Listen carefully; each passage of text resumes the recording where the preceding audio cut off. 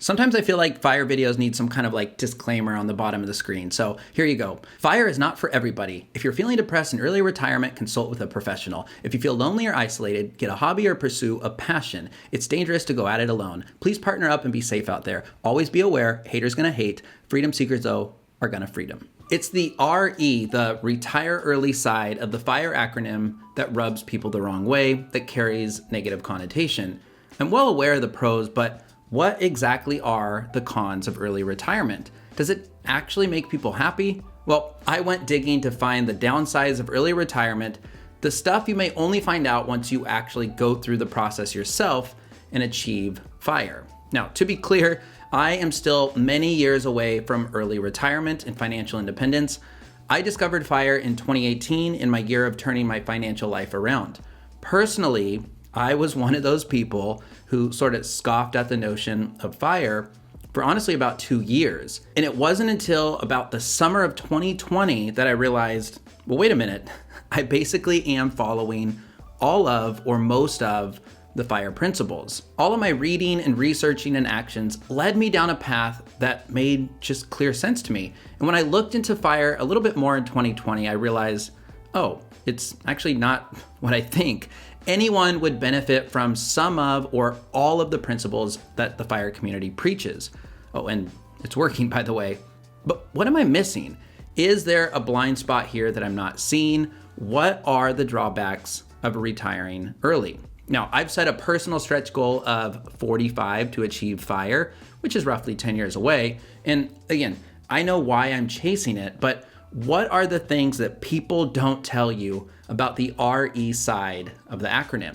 So today I'm covering what I found out after digging for a few weeks, just poring over blogs, podcasts, and YouTube videos. These are the cons that I found that anyone on the FIRE path or considering early retirement should definitely be aware of. Now, of course, I'm not here to simply wave red flags and offer ominous warnings for everyone out there. In the end, I'm gonna offer a handful of useful ideas and helpful suggestions to reframe some of your thinking, I hope, so you can enjoy the journey and destination a little bit more. But how rude of me. I haven't even introduced myself if we're just meeting. My name is Frankie. Thanks for tuning in. Consider liking this video if you're excited about what's ahead, and subscribe so we can hang out more often. First off, you might get really, really bored and possibly lonely. Just because you're retired early doesn't mean anyone else is around you. Most of your closest friends, family members, and former colleagues are still on the clock 9 to 5, Monday through Friday. To me, it sounds like sort of the first time when you pretended you were sick so you could stay home from school. That first hour or two of playing video games and watching movies was awesome, but that feeling sort of wore off when you started to wonder what your friends were doing without you, even if you know that they're probably just learning boring arithmetic over in school. See also self-quarantining in 2020. Wasn't working from home and doing puzzles awesome for like a month? It's funny how quickly that joy can sort of wear off. We all had a decrease in social activities this last year. We learned how social isolation can actually impact us, and that can be a real thing in early retirement as well. You're gonna need more than just one hobby. You're gonna need several hobbies or at least one big passion project. You're gonna need active hobbies as well, and I do hope that you have affordable hobbies because number two, your expenses might actually go up in early retirement. Now, this one probably sounds a little counterintuitive at first glance, but it is true. An obvious reason why is because you're gonna have more time on your hands. And as I often say here on the channel, people spend money when they're bored. But on a more concrete level, early retirement is the perfect time to travel. Honestly, if money and work weren't a factor for me, I myself would love to travel, I don't know, half the year or probably more like a third of the year. And when you're chasing early retirement, it's really easy to say no to, little things or unnecessary purchases when you're on that path because you have this huge end goal in mind and you understand the power of time in the market when it comes to investing. But in early retirement, you're sort of at that end goal. You did it. You worked so hard to get there, so enjoy it. Buy the thing. Do the experience. Stop wasting time to score the best deal. Donate more. Gift better.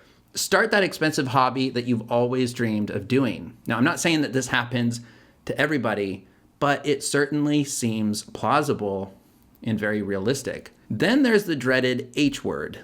2 words? Healthcare. That is a biggie. So let's cover that one next. Number 3, you're gonna need to find healthcare, and it can be pricey in early retirement.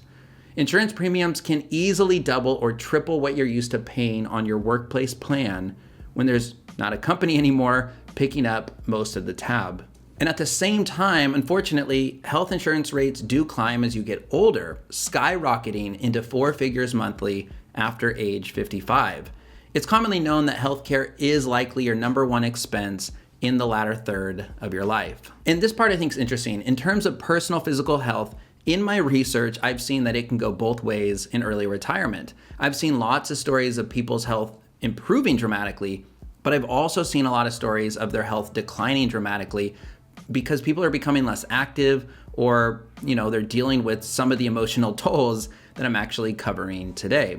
Sam Dodgen from the Financial Samurai blog, he said in an article with USA Today, "It's an absurd amount of money. Either way you cut it, paying for unsubsidized healthcare is extremely expensive in America." He explained that he pays over $21,000 a year out of pocket for his family of 3. Ouch.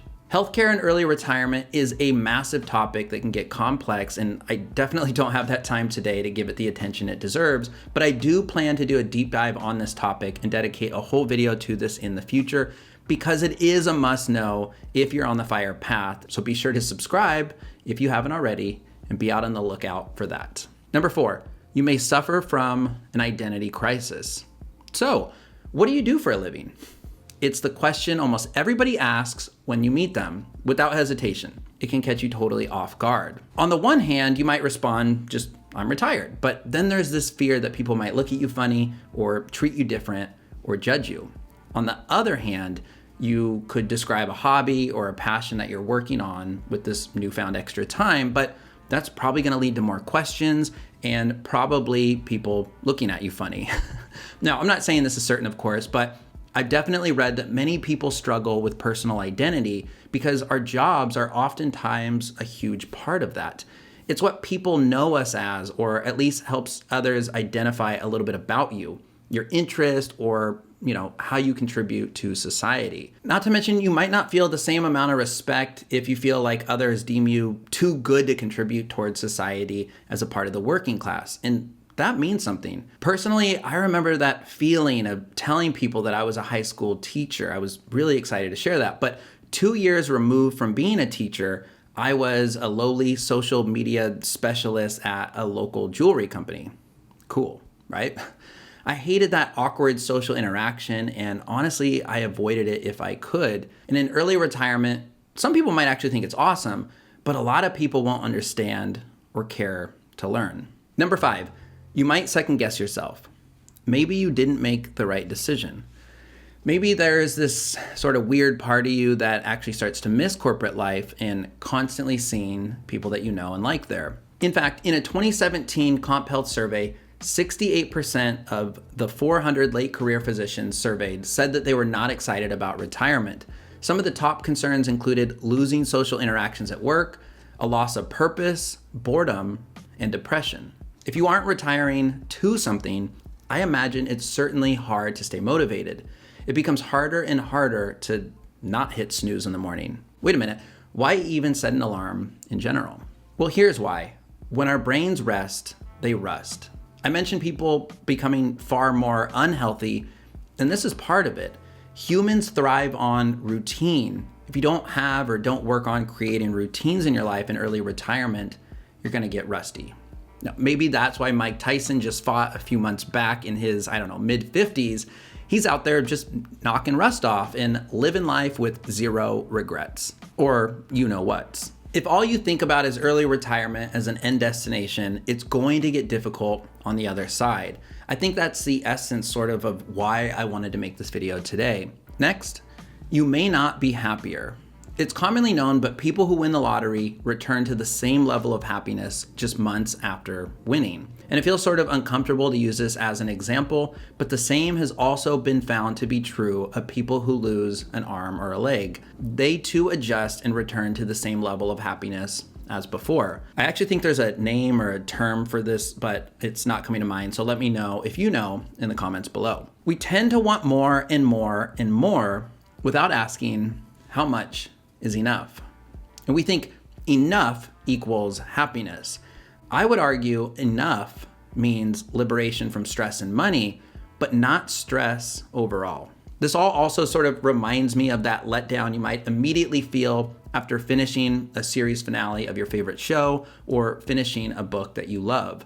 Or even sports teams who win a championship and days later they're preparing for the next season. Money won't solve all your problems, but it can solve your money problems. However, if you were unhappy before in your job, in early retirement, you just have more time to sit and wallow in that unhappiness, so to speak, without a 9-to-5. Early retirement itself is not a purpose. It's not a hobby. It does help you facilitate it, but it's not an end game to happiness.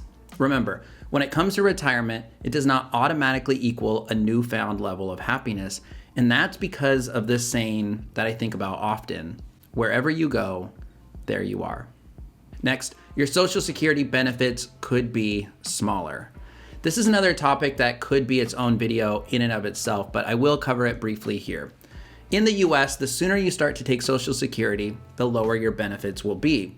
If you were born in 1960 or later, for example, and you start taking benefits at age 62, the earliest age at which you're eligible, your monthly benefits will be 30% less than if you waited until age 67. For each year that you postpone from age 67 to 70, you're going to receive an additional 8% in your monthly benefit. This all is to say that if you start tapping your Social Security benefits early, there will be less benefits for you overall. This whole Social Security thing, it's honestly kind of a mess.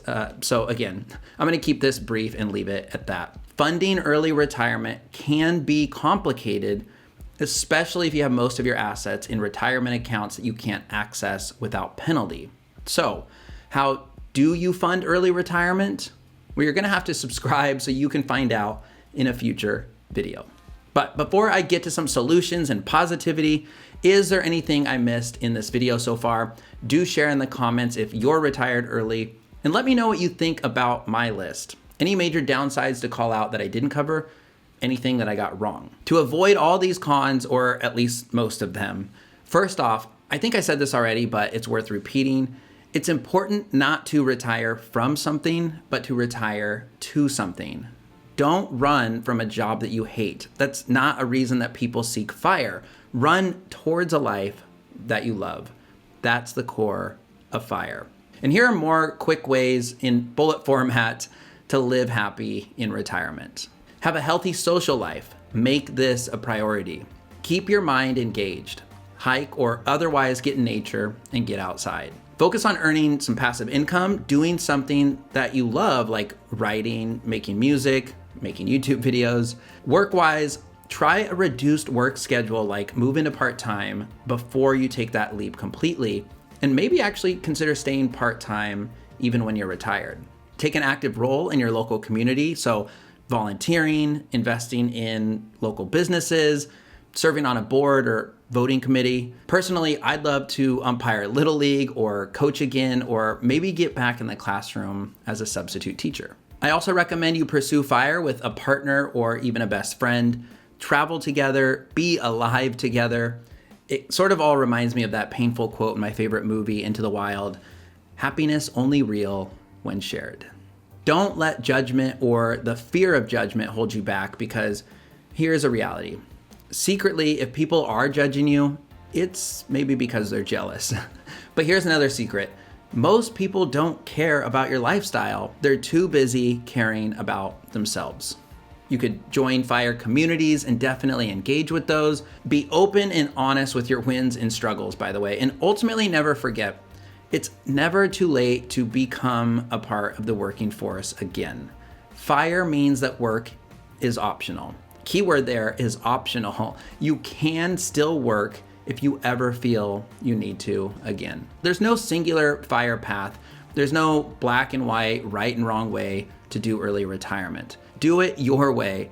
I simply hope that being aware of everything I've sort of covered today can help you assess and reflect and prepare for the sometimes unexpected side of retiring early. Either way, I do want to double down and say, find and connect with like-minded people. The community part of FIRE is, in my opinion, the best part. It's people that want to challenge the status quo, that want more out of life, that are willing to work hard to achieve their goals, and are willing to go out of their way to help others. You can find groups on Reddit and Facebook about FIRE. There are local meetup groups. There are tons of podcasts, YouTube channels like this that can make you feel more connected.